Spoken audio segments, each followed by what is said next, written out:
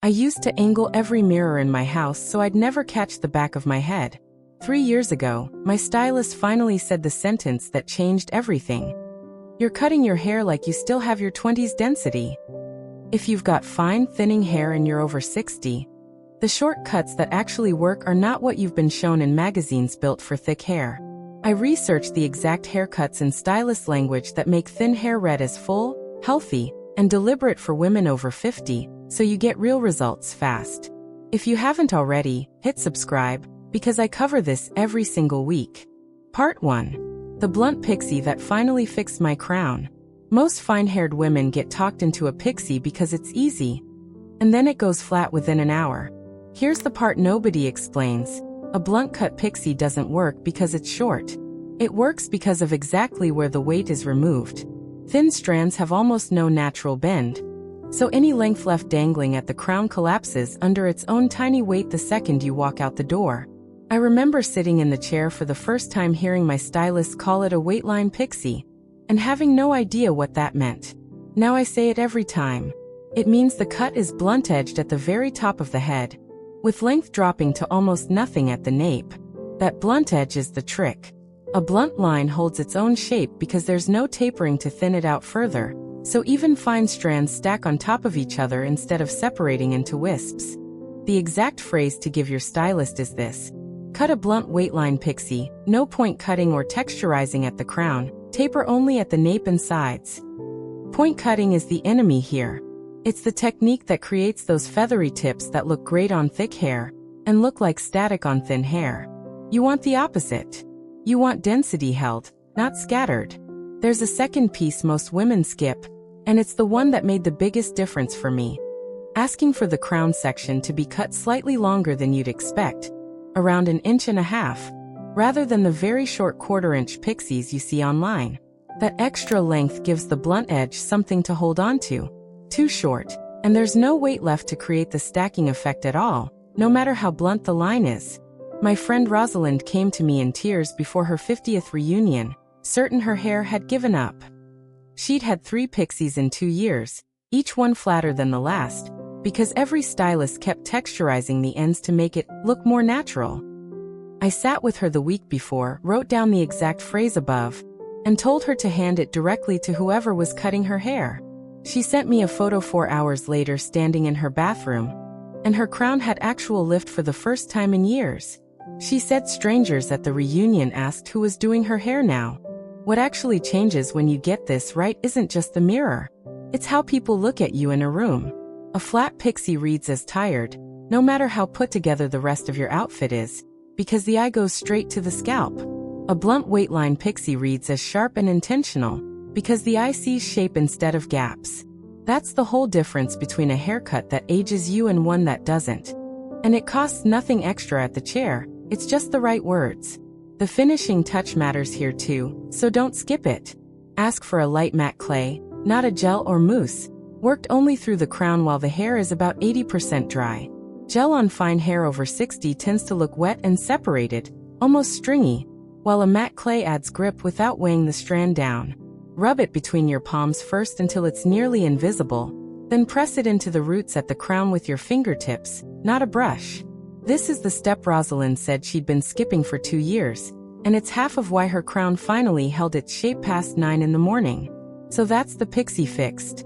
But there's a second short style that works even better for women who aren't ready to go quite that short, and it solves a completely different thinning pattern. One that shows up right at the part line instead of the crown.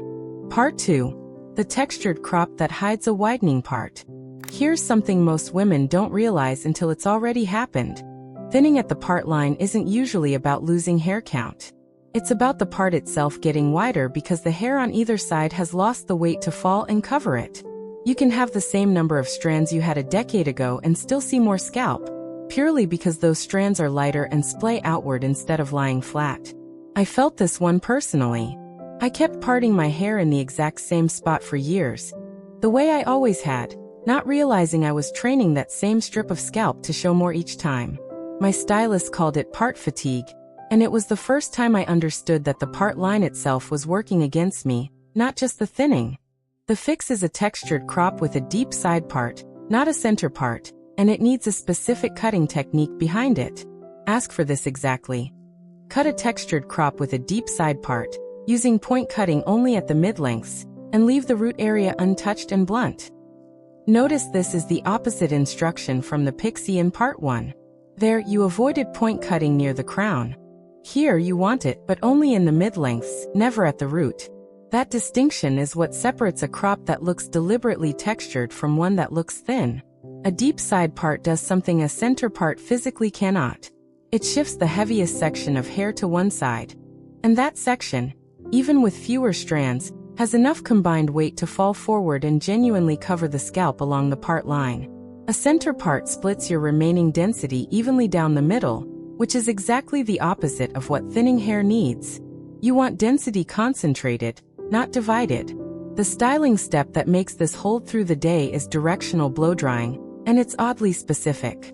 You dry against the direction of the new part first, lifting the roots away from the scalp. Then finish by drying in the actual direction of the part. This creates a slight cross-grain texture at the root that acts almost like scaffolding, so the hair doesn't fall flat and reveal the part line again by early afternoon. Most women skip the first step entirely, and wonder why the crop looks perfect at 9 and disappointing by noon. My neighbor Colette switched her part after 40 years of the same center line, and she told me it felt strange for exactly one day. By the second day, she said people stopped complimenting her haircut and started asking if she'd done something to her skin, because the fuller-looking part line changed the whole geometry of her face, softening the forehead and drawing attention downward toward her eyes instead of upward toward exposed scalp. That's the real payoff of this fix. It's not about hiding a problem. It's about redirecting where the eye lands first. One more detail worth naming, because it's the piece that makes the difference between a good crop and a forgettable one. Ask for slightly longer length at the temples than a typical crop calls for, enough to softly frame the face rather than stopping abruptly above the ear. On fine hair, a crop cut too uniformly short all over can look severe rather than soft, especially once volume starts to drop by afternoon.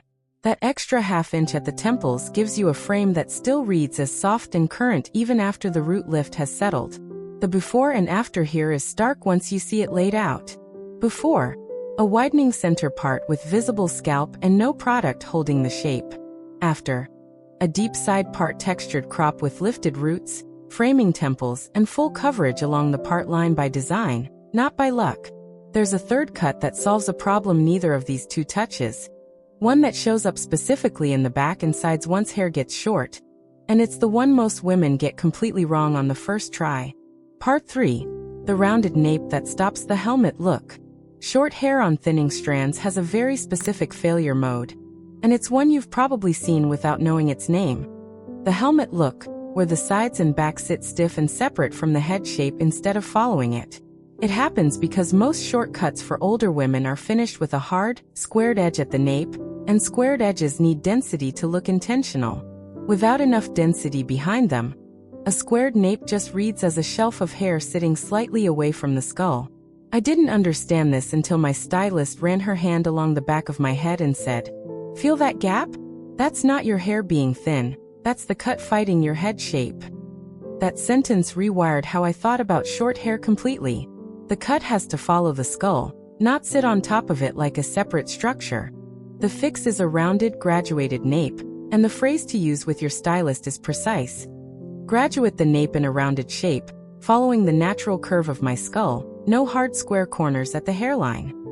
Graduation here means each layer is cut slightly shorter than the one above it in a gentle curve, rather than one blunt horizontal line straight across. That gentle curve is what lets the cut sit flush against the head instead of floating away from it. This one detail changes the entire silhouette of a short haircut. A squared nape creates a visible corner where hair meets neck, and that corner is exactly where the helmet impression comes from, because corners read as structure, and structure on thin hair reads as artificial. A rounded, graduated nape has no corner for the eye to catch on. It simply follows you, the way your own natural hairline would if it were denser. The styling piece that locks this in is drying with a diffuser attachment, not a flat nozzle, cupping the ends upward toward the skull rather than pulling them straight down and away. A flat nozzle blasts the layers apart and emphasizes any remaining gap at the nape. A diffuser, held close but not touching, lets the graduated layers settle into each other and curve naturally along the shape you just had cut.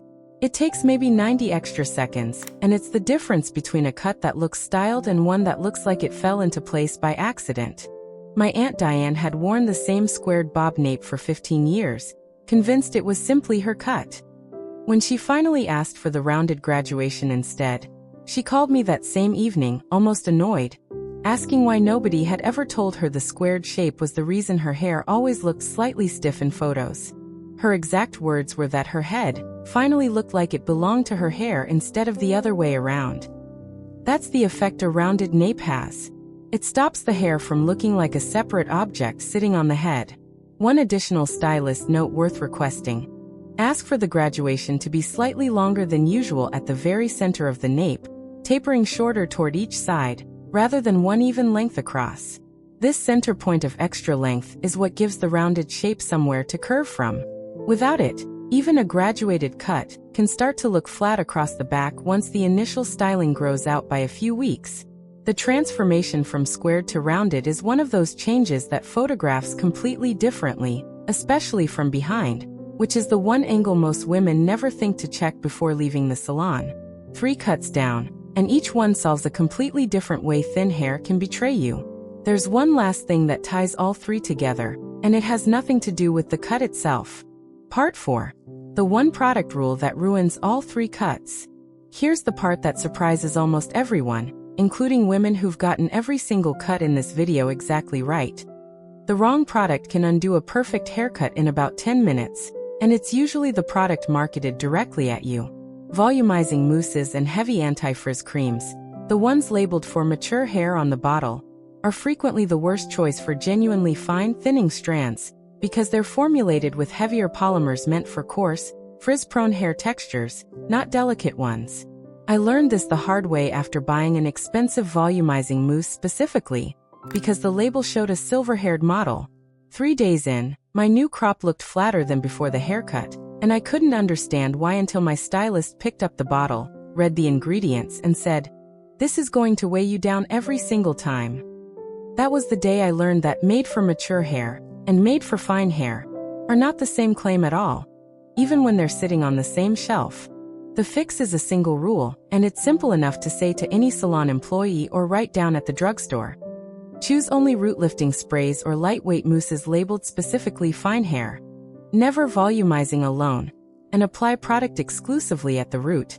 Never drag through the mid-lengths or ends. The word fine on the label signals a different polymer weight entirely, one built to lift a thin strand rather than coat it.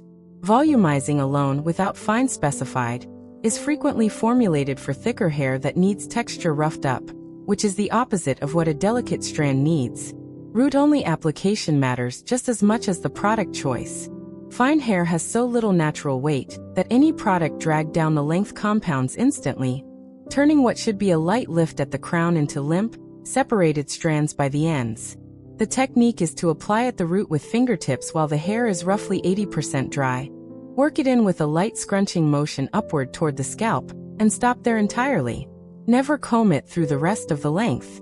Let the ends stay untouched and naturally light. There's a second layer to this rule that most women never hear, and it has to do with how much product you're actually using. A dime-sized amount of the wrong mousse is still too much for fine hair, but a pea-sized amount of the right one, applied only at the root, is almost always enough. The instinct with thinning hair is to reach for more product to compensate for less hair. And that instinct is exactly backwards. More product on fewer, lighter strands means more weight per strand, which flattens the very volume you're trying to create. Less product, correctly targeted at the root, gives each strand room to lift instead of being pinned down by its own coating. My friend who runs the front desk at my salon told me she sees this exact mistake weekly. Women who've gotten a genuinely excellent haircut, then walk back in 2 weeks later asking why it stopped working, when the honest answer is almost always sitting in their bathroom cabinet in a bottle labeled for the wrong hair type, applied in double the amount it should be. Once you fix the product alongside any of the 3 cuts from this video, the difference isn't subtle. A blunt pixie with the wrong mousse looks tired by noon. A blunt pixie with the right root-only spray holds its shape until you take it down that night. The cut creates the shape. The product decides whether that shape survives past breakfast. And now you know exactly which one to reach for. You now know 3 completely different shortcuts, each one solving a different way fine hair thins with age, plus the exact product rule that keeps every single one of them looking sharp past breakfast instead of falling flat by noon. That's more real, usable information than most women get in an entire year of salon visits. Which of these 3, the pixie, the crop, or the rounded nape, sounds closest to what you're already wearing? And where do you think it's letting you down? Tell me in the comments. I read every one. Next week I'm covering the exact coloring techniques that make thinning hair look thicker without a single extra strand. Like this video, subscribe to Timeless Wisdom Path, and I'll see you in the next one.